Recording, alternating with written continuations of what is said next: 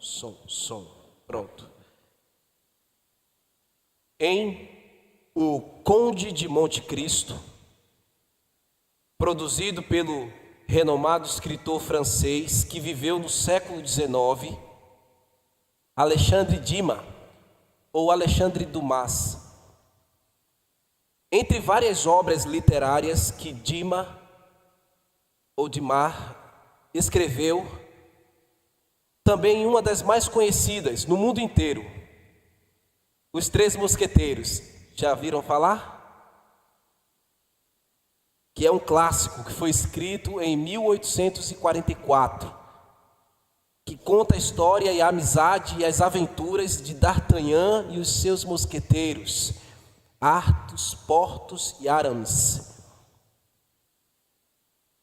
Em O Conde de Monte Cristo, foi escrito em 1844 a 1846. Esta obra, como entre outras obras do escritor e dramaturgo francês, foi adaptada para o cinema. Na primeira versão que esta obra, O Conde de Monte Cristo, foi adaptado para o cinema, foi em 1908 e ainda era a época do cinema mudo. Este romance adaptado ganhou mais popularidade e se consolidou anos à frente, 1934. Foi a época em que o cinema já era falado. Passou-se mais alguns anos, 2002, foi feito um remake, produzido e protagonizado, na verdade, pelo ator Jim Caviezel, aquele mesmo ator que encenou Jesus Cristo no filme A Paixão de Cristo. Vocês estão pegando aí? O Conde de Monte Cristo traz um enredo narrativo que gira em torno de uma saga de um homem chamado Edmond Dantès. Um homem que, depois de regressar de uma jornada náutica e nela haver perdido o seu capitão, acometido de uma possível meningite, foi responsabilizado por ter aportado o seu navio em uma ilha onde Napoleão Bonaparte estava exilado. Napoleão Bonaparte, a história diz, de fato, que ele ficou exilado em uma ilha chamada Ilha de Elba, perto ali, na Europa, em algum ponto da Europa, em 1814, e ficou lá, meus irmãos, por cerca de 10 meses, quando ele fugiu em fevereiro de 1815. Lá, Edmond Dantès, ele queria apenas salvar a vida do seu capitão, que ele amava muito, era o seu amigo que ele estimava. Naquela ocasião, ele recebeu, lá naquela ilha, uma carta que deveria ser levado por ele mesmo. Ele, naquele momento, era iletrado, ele não tinha experiência, e essa carta, sem ele saber, sem ele fazer ideia, ele tinha que levar para alguém quando ele chegasse em sua terra natal, alguém que fazia parte de uma resistência, alguém que pertencia a um grupo chamados os bonapartistas. Ao chegar em sua terra, que era Marsélia, ele foi denunciado por um dos seus companheiros.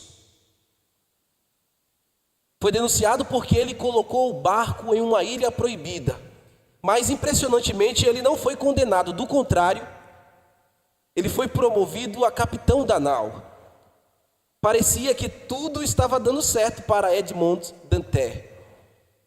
Agora ele poderia se casar com a sua bela noiva, a amada Messê.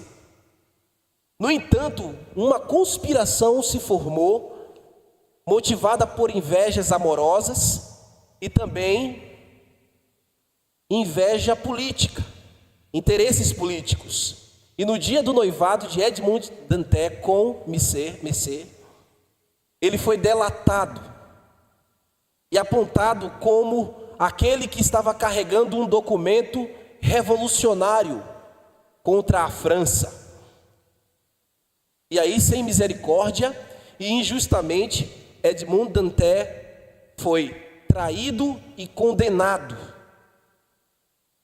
Ele passou, meus irmãos, 14 anos da sua vida, segundo a história, a ficção, sofrendo num cárcere, exilado em uma fortaleza para criminosos políticos, constantemente espancado, sem direito à refeição digna, um lugar completamente inóspito, anos e anos, sem ao menos ver o céu, imaginem. Já havia perdido a esperança na sua liberdade, que lhe foi roubada injustamente. Ele, no início do romance, se os irmãos fossem ler, ou tiverem interesse de adquirir esse exemplar, você vai perceber que ele parecia ser um homem de fé, mas àquela altura, ele já havia desacreditado na justiça de Deus ao seu favor.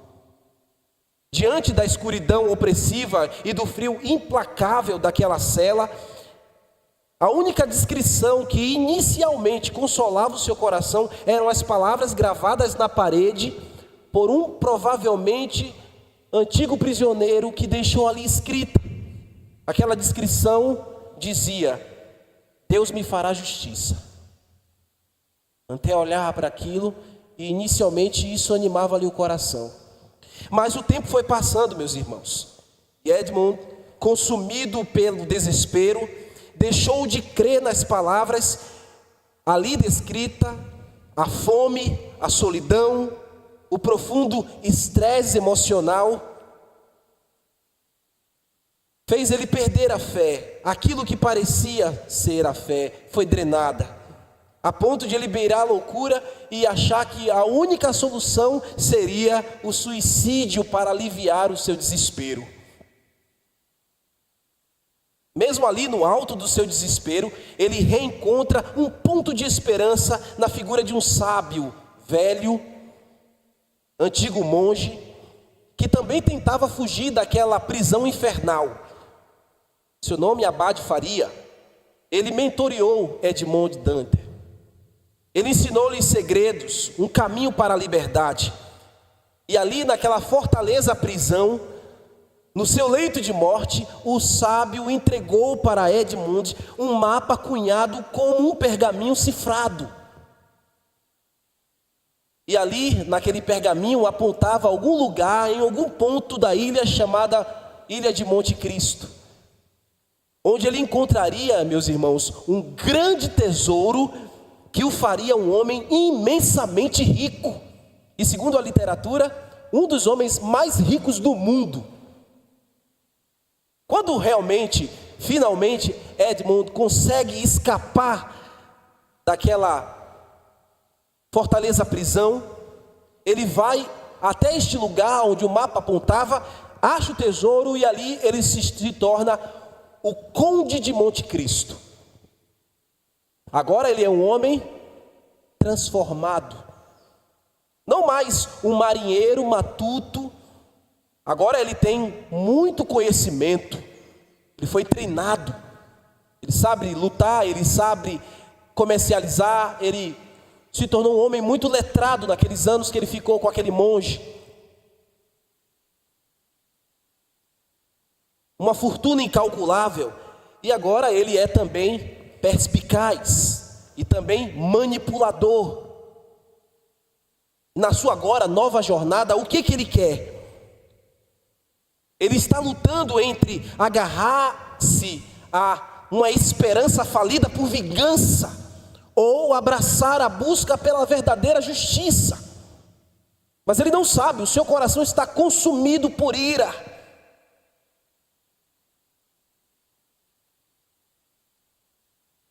Agora imaginem um outro quadro, uma outra cena, não de um homem saindo de um calabouço sombrio e escuro, mas homens e mulheres que trazem consigo dentro de si, em seus corações, correntes, prisões, tristezas, angústias, incertezas, desesperanças no calabouço de suas almas.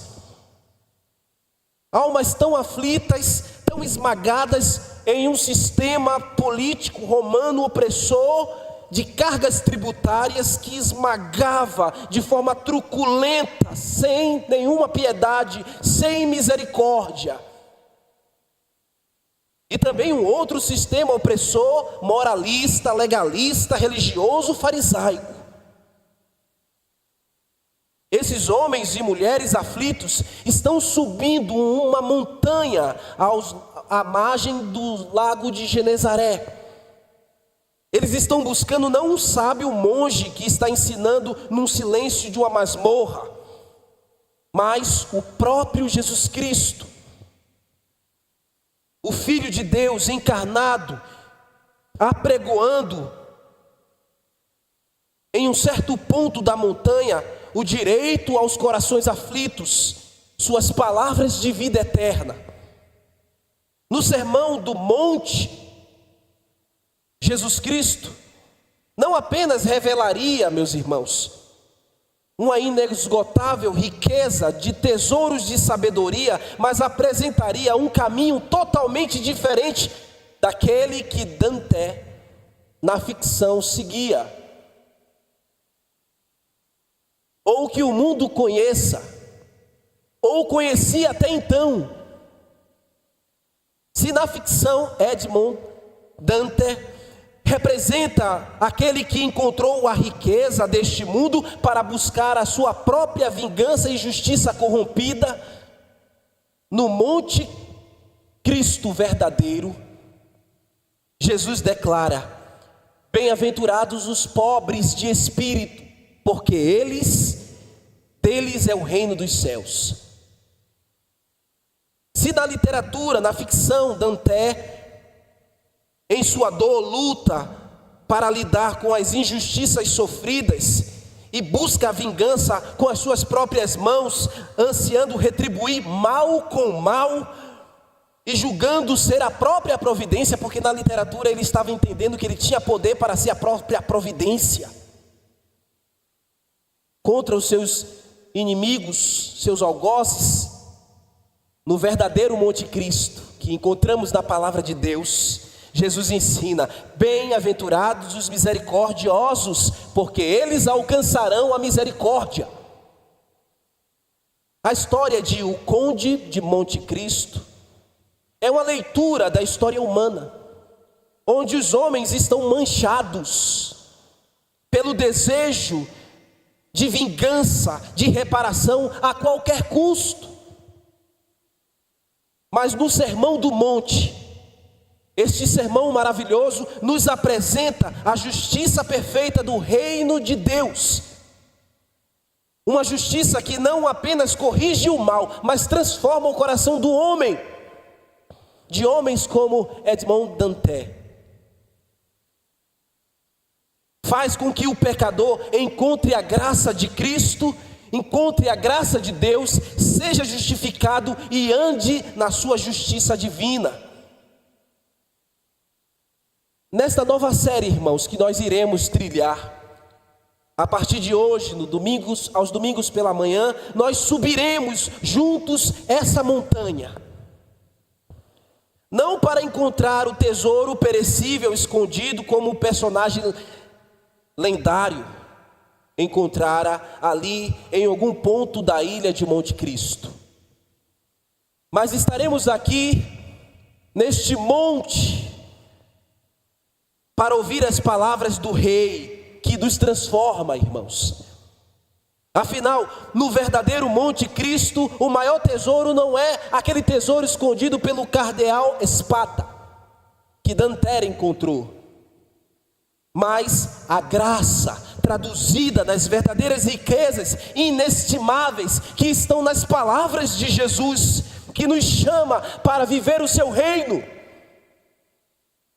No Conde de Monte Cristo, só é um desejo humano, mas no Monte de Cristo, no Sermão do Monte, nós receberemos o desejo de viver as expectativas do reino de Deus, que Ele já plantou no nosso coração. O primeiro sermão que abrirá esta série expositiva sobre o grande sermão pregado por Jesus, esta série eu estou chamando de Monte Cristo. o sermão do Rei dos Reis. E eu subtitulei esse primeiro sermão como Bem-aventurados. Essa expressão, bem-aventurados, os irmãos verão ao longo das exposições que ela se repete. E Jesus Cristo fala massivamente, ele repete mais ou menos 9 vezes essa repetição, essas palavras, bem-aventurados. O intuito é que os seus súditos, os súditos dos seus reinos, sejam realmente mais do que felizes. Que nessas exposições vocês encontrem a voz de Jesus e se vejam bem-aventurados, mais do que felizes. Os súditos do seu reino, do reino de Jesus Cristo, precisam ter a convicção dessa realidade e a dimensão dessa realidade. E Jesus Cristo irá revelar isso. Abram comigo, por favor, Mateus capítulo 5, versículo 1 até o versículo 3. Vamos ficar de pé para fazer a leitura da Sagrada Escritura. O Sermão do Monte cobre, na verdade, capítulo 5, capítulo 6, capítulo 7. E nós iremos caminhar aqui nesse primeira fase deste sermão, que é o sermão das bem-aventuranças. E se aprover Deus, nós iremos seguir até o capítulo 7, mas inicialmente iremos considerar os versos 1 ao verso 11. E hoje, verso 1 ao verso 3. Vamos à gloriosa palavra de Deus. Vendo Jesus as multidões, subiu ao monte, e como se assentasse, aproximaram-se os seus discípulos, e ele passou a ensiná-los, dizendo: Bem-aventurado os humildes de espírito, porque deles é o reino dos céus. Amém. Vamos orar, irmãos. Senhor, seria muito bom se estivéssemos naquele dia às margens do Tiberíades, sentindo o frescor dos ventos tocando o nosso corpo e ouvindo, Senhor, as palavras de Jesus Cristo, Teu Filho bendito, nosso Rei. No entanto, de alguma forma, Senhor, nós te pedimos que Tu faças nós revivermos, mesmo que palidamente, mesmo com todas as nossas limitações e fraquezas, que possamos reviver um pouco essa gloriosa experiência de ouvir a Tua palavra pregada pelo Teu Filho, ainda aqui neste mundo, Senhor. Ninguém pregou como Jesus, nenhum pregador deste mundo falou como Ele. E eu não estou aqui, Senhor, me aventurando a tentar fazer melhor. Não, Senhor, sou incapaz. Mas eu lhe peço que pela graça de Jesus Cristo, pela ação do Espírito Santo, Senhor, conduza meu coração para levar aos ouvidos dos meus irmãos Tua palavra nesta série, Senhor. Que esses corações estejam abertos como terra árida, para ser regado pela Tua palavra, pela Tua voz. No nome de Jesus, nós te pedimos. Amém. Podeis sentar, irmãos.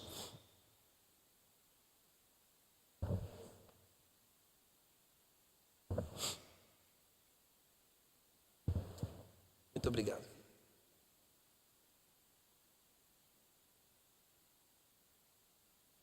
O Evangelho de Mateus, o Sermão do Monte está no Evangelho de Mateus. Existem alguns fragmentos dele no Evangelho de Lucas, mas completo está em Mateus.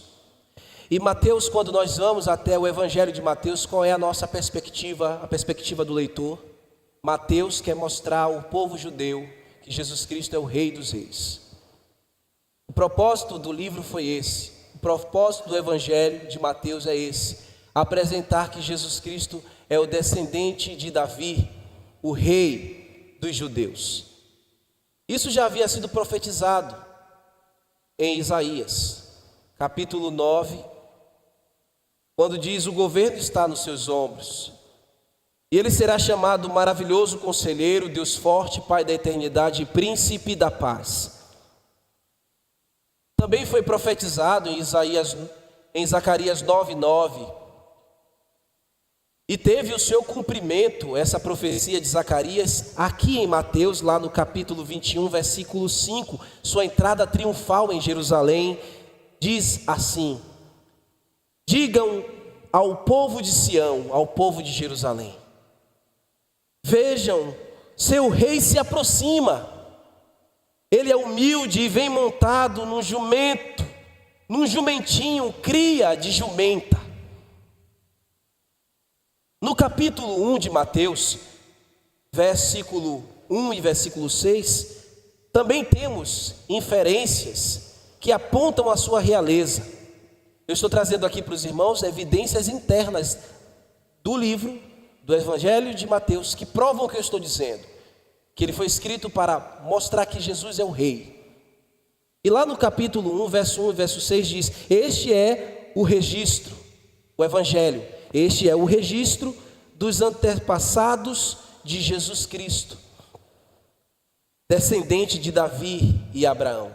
Davi é o rei, e lá no versículo 6 diz: Jessé gerou o rei Davi, e gerou Salomão, que é rei também, cuja mãe foi Betseba, filha de Urias. Essa genealogia prova que Jesus é o Rei dos judeus. No capítulo 2 de Mateus, versículo 2, mostra que os magos foram procurar o Rei dos judeus. E lá está escrito assim: e eles perguntaram a Herodes: onde está o recém-nascido Rei dos judeus? Vimos a sua estrela no Oriente e viemos adorá-lo. Jesus é o Rei que recebe adoração. No capítulo 4, no versículo 17, quando Jesus Cristo, já homem, começa o seu ministério público, as suas primeiras palavras indicavam que ele era o Rei que pregava a justiça do reino. E ele diz, a partir de então, a narração de Mateus, a partir de então, Jesus começou a anunciar a sua mensagem, ou a pregar e a dizer em algumas versões: arrependam-se, pois o reino dos céus está próximo. Arrependa-se, porque é chegado o reino dos céus. O reino de Deus, o supremo Rei, está pregando. E Jesus também, diante de Pôncio Pilatos, não negou esta verdade de que ele era rei. No final do Evangelho, em Mateus 27, versículo 11, diz: agora Jesus estava diante de Pilatos, o governador romano, e lhe perguntou: você é o Rei dos judeus? Jesus respondeu: é como você diz. Jesus não negou a sua realeza. Mas permita-me te levar, sair um pouquinho de Mateus, para te levar para João, que é o mesmo texto correlato, é a mesma história, contada em uma outra perspectiva. Agora aqui em João 18, verso 36 a 37, João entrega mais elementos que corroboram ao que eu estou dizendo, ao que Mateus está ensinando, que Jesus é o Rei. Jesus respondeu: meu reino não é deste mundo. Jesus é Rei, mas o reino dele não é daqui. Não é esse sistema falido. Se fosse, meus seguidores lutariam para impedir que eu fosse entregue aos líderes judeus. Mas o meu reino não procede deste mundo. Disse Pilatos: então você é rei? Disse Jesus: eu sou. De fato nasci e vim ao mundo para testemunhar a verdade. Todos que amam a verdade ouvem a minha voz. Irmãos, ouvintes, todos que amam a verdade ouvem a voz do Rei. Se colocam à disposição para ouvi-lo. Abrem os seus corações. Se despedem de suas reservas. Se desnudam de sua dureza e se inclinam para ouvir com fé. São aqueles que Jesus Cristo mesmo diz em Mateus 25:35: vinde benditos do meu Pai, possuídes como herança o reino dos céus, que está preparado desde a fundação do mundo. Os que vêm ouvir o Rei falar serão chamados benditos. Quando Jesus Cristo estava pregado na cruz, Mateus diz que há uma descrição acima de sua cruz, que dizia, acima de sua cabeça, Mateus 27:37, acima de sua cabeça estava presa uma tabuleta com a acusação feita contra ele: este é Jesus, o Rei dos Judeus. Essas são evidências dentro deste evangelho, meus irmãos, que mostram que aquele que está à encosta da montanha, no mar de Tiberíades, é indubitavelmente não apenas um profeta, mas o Rei. Ele é profeta, sacerdote e rei.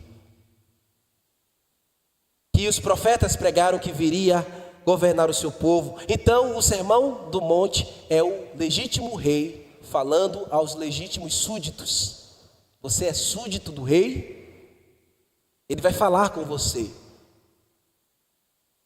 E nos versos 1 e 2, o rei vê o coração dos seus súditos. E ele, ao ver o coração, ele se colocará para ensiná-los. A narrativa começa dizendo, acompanhem comigo, olhem para o santo texto com o coração e com fé. Verso 1. Vendo Jesus as multidões. O que Jesus viu? Foi um simples relance? Não, irmãos. Ele viu o que nenhum governante ou nenhum religioso vira antes. Ele viu corações dilacerados. Ele viu a opressão, a injustiça esmagando o seu povo. Ele viu o pecado corroendo e inflamando aquelas pobres almas. Ele viu que o pecado estava levando a juízo muito daqueles que estavam ali. Que existiam promessas destinadas a eles, mas eles estavam desistidos, desesperançados. Os religiosos, os governantes não tinham este olhar. Essas pessoas que estavam aqui diante de Jesus, que Jesus está mirando, ao mirar ele está conhecendo cada coração, ele está olhando para cada realidade. Essas pessoas não representavam nada para esses líderes religiosos, não representavam nada para aqueles que se sentiam superiores, governantes de Roma. Jesus está olhando para nós agora, com um olhar penetrante, conhecendo cada alma que está aqui ouvindo este sermão, vendo a sua realidade, conhecendo os seus temores, sabendo as suas batalhas e vendo todos os seus entraves. Ele olha com um olhar de misericórdia e amor, mesmo olhar quase 2000 anos atrás, aquela margem do Tiberíades, mostrando que ele se importa com cada um daqueles homens desprezados. Ele está olhando para mim, para você, e mostrando que se importa conosco. Ao olhar para aquela multidão, ele sabia muito bem que havia muitos pecadores perdidos, como Ele olha para nós e não vê nenhum tipo de merecimento próprio. Ele olha para nós e vê os nossos pecados, nossas mazelas. Ele olha e vê a nossa realidade. Ele sabe quem nós somos. Mas acima do que somos, ou de como nós estamos, ou como estava aquela multidão, o seu amor é maior, a sua graça é maior, e cobre, e alcança, é mais penetrante, aquece a alma mais fria, liberta o mais encarcerado. Jesus deseja que os seus súditos ouçam a sua voz, se aproximem dele, sejam íntimos de si.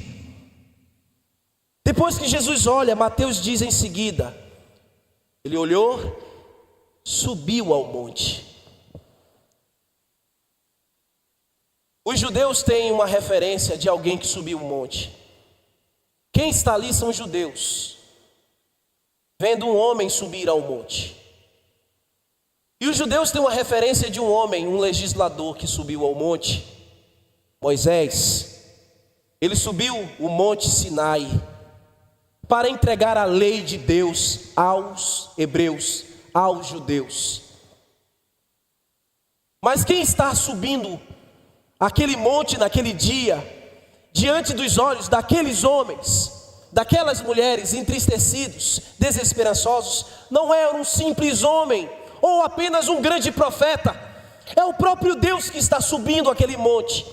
O próprio Deus encarnado diante deles não vai entregar uma lei que mostra que eles não conseguem cumprir. Ele não vai mostrar uma lei que mostra que eles não conseguem ser justificados por ela, como Moisés entregou, mesmo que fosse para dar diretrizes àquele povo. Jesus vai entregar palavras de vida eterna. Ele vai entregar palavras de vida para aqueles que estavam mortos, desanimados. Jesus é superior a Moisés. E ele se prepara quando sobe ao monte. E Mateus continua dizendo, olhinhos no texto, ainda no versículo 1.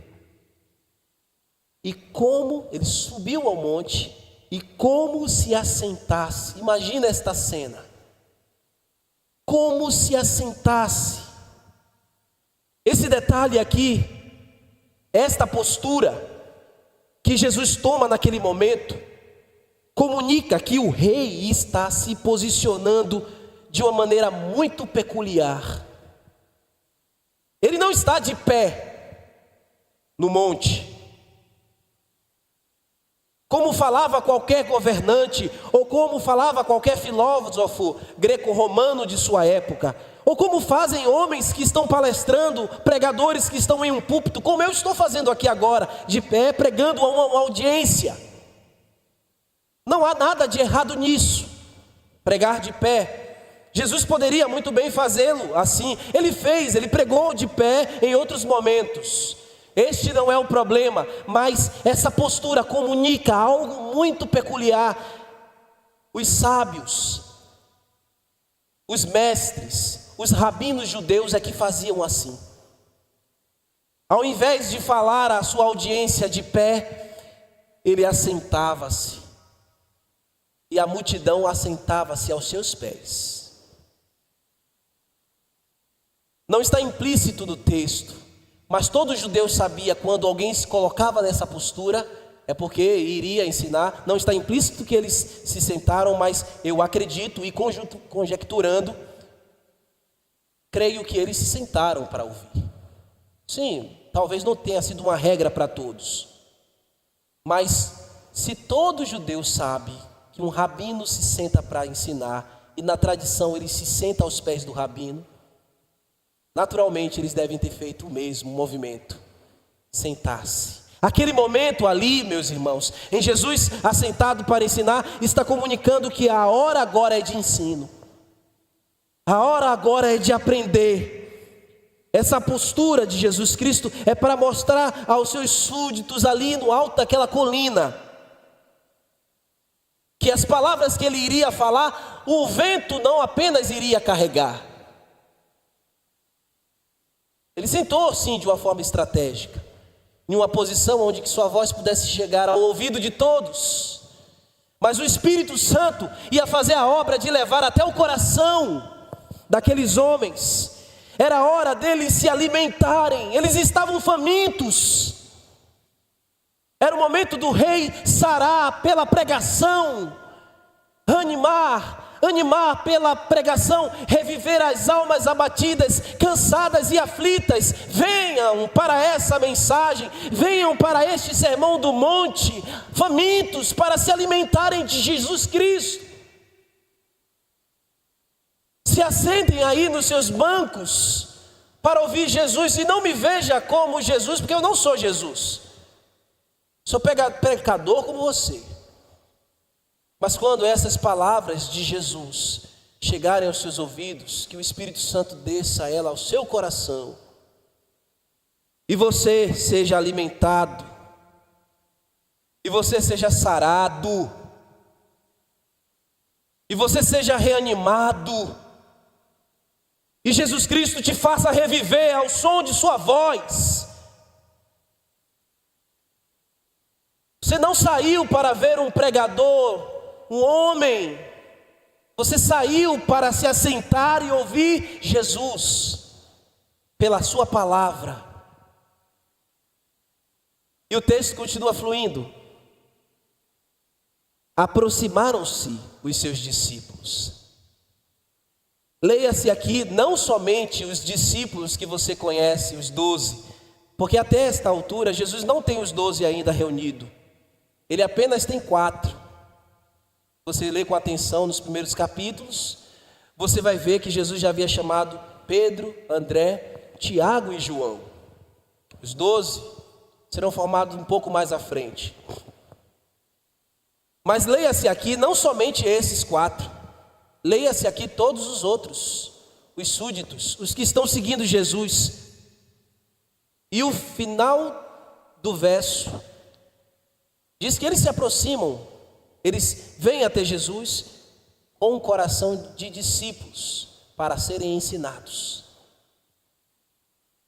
O verso 2. Quando Jesus vê corações assim, o que ele faz? O verso 2. Ele passou a ensiná-los. Se você vir ao Monte Cristo, se você for a Cristo como um discípulo, o Mestre vai te ensinar. Jesus vai ensinar você a viver. Jesus vai ensinar você a testemunhar. Jesus vai reviver você, vai limpar sua alma, vai reanimar você, porque você se aproximou dele como um discípulo, não apenas como um ouvinte. E ele passou a instruí-los, é o que Mateus viu e escreveu. Na verdade viu não, viu? Porque Mateus não está ainda aqui assim. Ele ouviu e escreveu, né? É um relato. Apesar de Mateus ser 12 de Jesus, ele ainda provavelmente não está aqui ainda, porque ele é aquele que vivia na coletoria. Ele estava nessa altura na coletoria. Então ele ouviu e escreveu isso. E ele passou a ensiná-los, a instruí-los. Ensinar aqui é libertá-los com a verdade. As verdades do reino de Deus são libertadoras para o homem.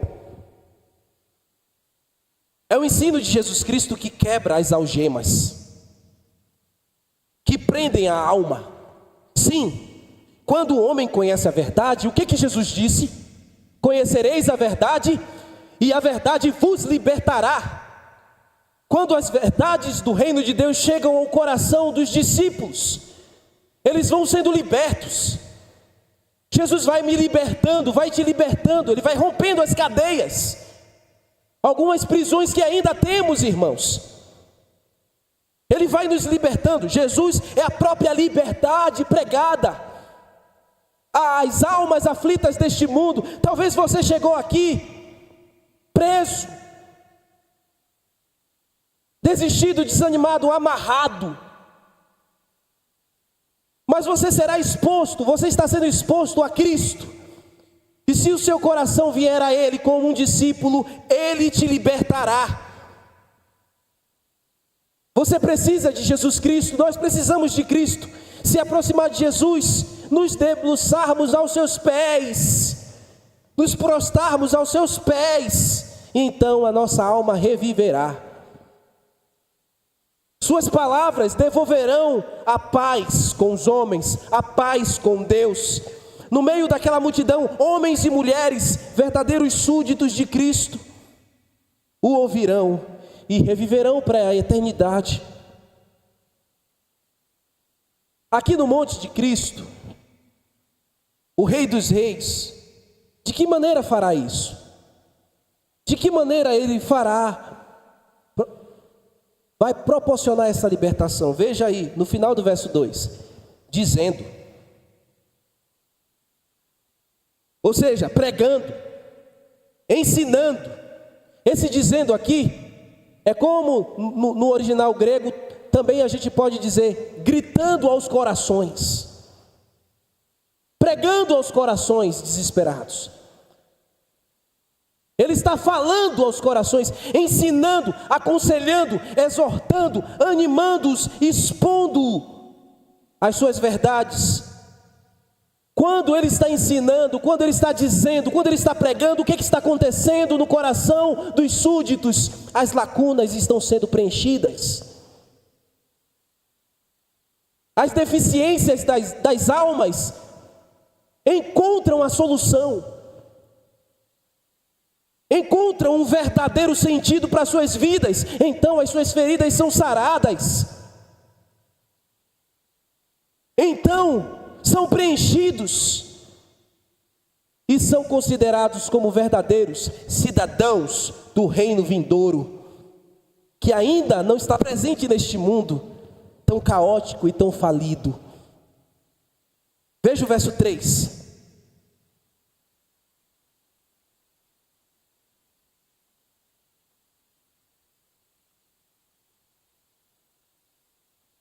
O verso 3 ele vai começar o seu grande sermão. É aqui que começa a pregação de Jesus. Não se preocupe não, que eu já comecei a pregar, viu? Daqui a pouco eu vou acabar. Mas Jesus começa a pregar aqui. E ele vai começar a apresentar as bem-aventuranças. Verso 3. Bem-aventurados os humildes de espírito, porque deles é o reino dos céus. Oh meu Deus, bem-aventurados. O termo grego bem-aventurados é a expressão makarios. Refere-se a alguém feliz, felicidade além das expectativas naturais e ordinárias. Você é assim? Você está assim? Por favor, com toda a realidade, olhe para dentro de si. 1 minuto e responda-se a si mesmo: você está assim? Você é alguém assim? Você que é de Jesus, você pode dizer que é bem-aventurado, assim como Macários, alguém feliz além das expectativas ordinárias. Para os gregos, era a palavra aplicada para quem possuía. Para os gregos, a palavra aplicada a quem possuía muita riqueza. Aplicando para nós, você se sente rico, verdadeiramente rico, rico da graça de Jesus. Você está repleto das riquezas do reino de Deus, neste mundo falido e caótico. Também aplicado àquele que tinha uma sorte excepcional. Você teve uma sorte excepcional. Sorte no sentido de mudança de vida. Jesus te libertou. Você está feliz por isso? Como algo raro e desejável. Essa expressão que Jesus usa massivamente, que nós voltaremos a ela consequentemente, Em seu Monte Cristo, Jesus está falando, bem-aventurados, comunica que os seus súditos, eu e você, devemos viver em verdadeiro estado de graça. Estado de graça. Não em estado de desgraça, de deficiências, colapsados, enfermados. Eles, os súditos do rei, eles desfrutam as bênçãos espirituais, mesmo em um mundo dominado pelo príncipe das trevas. Ainda assim, Deus nos dá graça para dizermos: somos bem-aventurados, somos mais do que felizes. Nós podemos dizer isso em alto e bom som: somos os bem-aventurados do reino de Deus. Eu preciso dizer isso, eu preciso viver isso, mas eu sei que muitas vezes nós não sabemos como agir de tal forma, de tal maneira. É por isso que Jesus veio até nós, subiu aquele monte, assentou-se para ensinar, nos mostrar como sermos bem-aventurados. É importante também destacar que bem-aventurados no português tem uma relação direta com a palavra beatitude. Beatitude tem relação direta com a palavra beatitude. Beatitude é uma expressão que vem do latim. Eu já falei várias vezes aqui, a nossa língua ela vem do latim. Beatitude deriva de beatus, vem de beatituto, que é do latim, que significa felizíssimo, abençoado, cheio de bem-estar espiritual. É isso que Cristo quer que sejamos, que tenhamos a sua face resplandecendo, não uma alegria, um sorriso amarelo. Não faz de conta, você vem para a igreja e tem que fazer aquela maquiagem emocional, para que ninguém saiba como está a sua alma gritando desesperada. Mas o Sermão do Monte vai fazer a transformação, eu creio em Jesus, que você precisa. Além disso, a palavra pode muito bem comunicar que os filhos do reino, por serem bem-aventurados, devem ter beatitude. Isto está bem relacionado às bem-aventuranças, atitudes espirituais. Nós que pertencemos ao reino de Deus temos que ter atitudes espirituais, não atitudes carnais. E Jesus diz, e agora ele começará a falar: bem-aventurados os humildes de espíritos. Humilde de espírito é aquele que reconhece a sua carência espiritual. É o homem e a mulher piedoso. É o homem e a mulher de Deus. No nosso contexto cristão, que reconhece as suas limitações espirituais. Eu e você. Jesus está falando não de pobreza financeira aqui. Ele não está falando de falta de monetário. Ele está falando daqueles súditos do seu reino que reconhecem que ainda possuem lacunas espirituais, que precisam ser, como eu já falei, preenchidas. Que ainda se vê fraco. Você se vê fraco? Como Paulo dizia, quando sou fraco é quando sou forte. Bem-aventurados os humildes, não aqueles que se arrogam fortes, não aqueles que se arrogam prontos. Esses pode dizer que são carnais, que são moralistas. Mas o piedoso que se prostra, que faz como aquele que batia no peito e dizia: ser propício a mim, pecador, voltará justificado. Jesus está dizendo que os seus súditos precisam ter esta consciência, esta beatitude. E por que que os seus súditos são bem-aventurados? Porque os humildes são bem-aventurados. O final do verso diz, o final do verso 3 diz: porque deles é o reino dos céus. Aleluias. Não é porque ninguém vai te paparicar por causa da tua humildade. Não é porque ninguém vai te colocar ou alguém vai te colocar em um pedestal por causa da tua piedade. O reino de Deus não está interessado a isso. De você e eu sermos louvados pelo que Cristo nos forma. O louvor à glória dos humildes é de Cristo. Os humildes são bem mais do que felizes, os mais felizes deste mundo, os humildes piedosos, aqueles que reconhecem suas lacunas espirituais e que precisam crescer mais em Cristo. Esses homens têm o reino dos céus, deles, desses homens e dessas mulheres, pertencem o reino dos céus. O reino de Deus pertence àqueles que reconheceram a sua total falência espiritual. Nós reconhecemos a nossa falência espiritual um dia. E o que aconteceu? Foi destronado do nosso coração todo orgulho. O humilde não tem orgulho próprio. O orgulho foi destronado e agora quem está entronizado é o Rei Jesus no nosso coração, absolutamente em nossas vidas. Olha para si, se o orgulho está aí, precisa sair. O trono do teu coração é do Rei Jesus.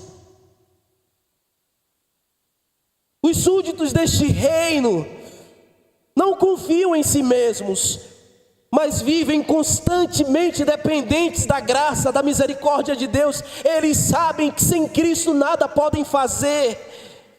Eles sabem que a sua suficiência está unicamente nele. Esses bem-aventurados rejeitaram a autossuficiência e reconheceram que o egocentrismo, o individualismo, a prepotência, a soberba, o orgulho próprio são pecados praticados por aqueles que não herdarão o reino dos céus. Por isso eles querem ter beatitudes, quebrantados de coração, eles vão até Jesus, eles vão até o Mestre que lhes está ensinando. Eles clamam a Ele por beatitude. Ser pobre de espírito, querido irmão e ouvinte, não significa apenas reconhecer esta necessidade, mas depender diariamente, sabendo que a verdadeira riqueza não está neste mundo, no Conde de Monte Cristo mundano, mas no Rei eterno.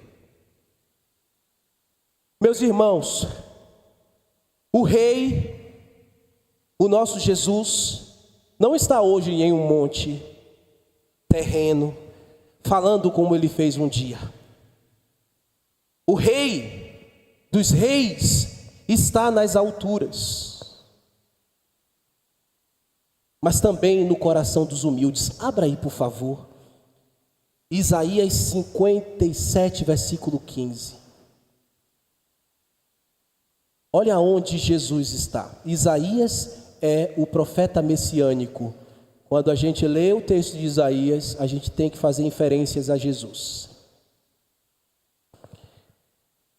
Porque assim diz o alto, o sublime, que habita a eternidade, o qual tem o nome de santo. Habito no alto e santo lugar,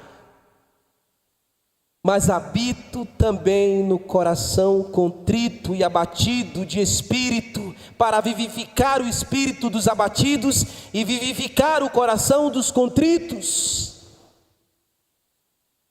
Jesus está na glória, mas Ele está no coração dos humildes. Ele quer estar no teu coração, ouvinte. Mas para isso você precisa se humilhar.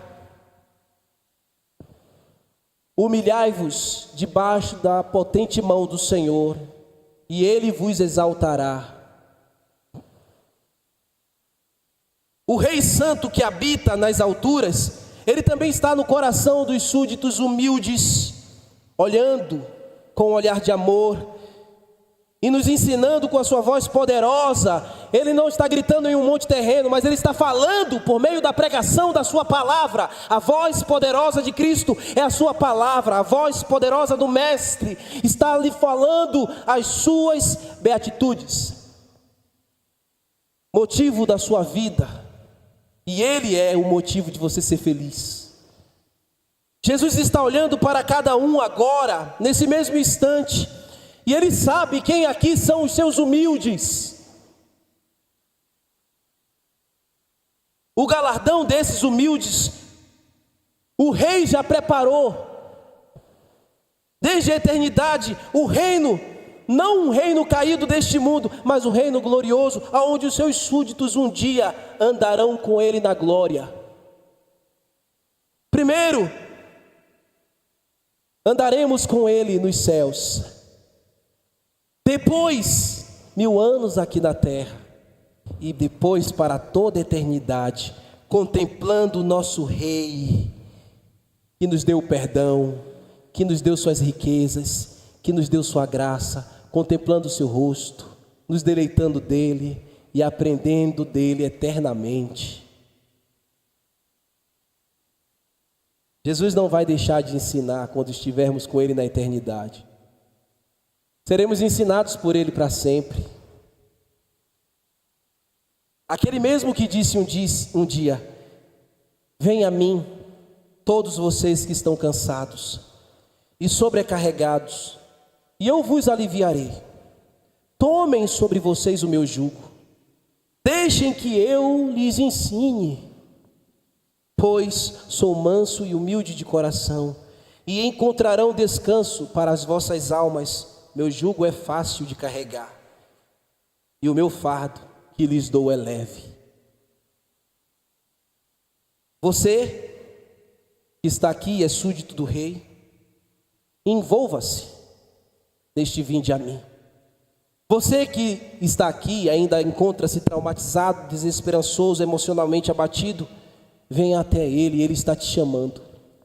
Jesus está chamando você para viver uma vida com os humildes, para viver uma vida com aqueles que têm direito de estar no reino de Deus, para ser aquele que em Cristo encontrou a maior riqueza do mundo, não aquela riqueza incalculável que Edmond Dantes encontrou lá na ilha de Monte Cristo, mas para que no monte de Jesus você encontre tudo o que você precisa em Jesus Cristo, que é o seu Rei e Senhor. E se ainda não é seu Rei, arrependa-se dos seus pecados, venha a Ele com fé, seja lavado pelo seu sangue, o sangue que o Rei verteu na cruz, para salvar os seus súditos. Que Jesus abençoe e aplique essa mensagem ao seu coração. Vamos ficar de pé e vamos orar?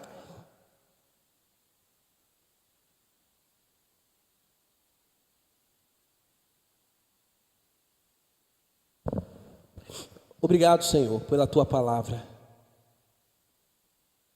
Obrigado porque o Senhor está no nosso coração. Habitas nas alturas, mas no coração dos humildes. Esta bem-aventurança nos ensine, Senhor, que elas se tornem como beatitudes, que possamos trazer como testemunho de vida. Nos ajude, Senhor, nas nossas limitações e fraquezas, e nos dê coração de discípulo para se aproximar de Ti, nesta série que nós começamos. No nome de Jesus, abençoa todos que estão aqui, Senhor, os Teus súditos e aqueles que desejam Te conhecer e que querem deixar este mundo de trevas e participar do Seu reino de justiça e glória eterna. Que o Senhor lhes dê a salvação, lhes perdoando os pecados e levando-os para a vida eterna. Em Ti mesmo, Jesus, nós oramos agradecidos. Amém. Amém. Deus abençoe, irmãos. Podem sentar. Temos agora 5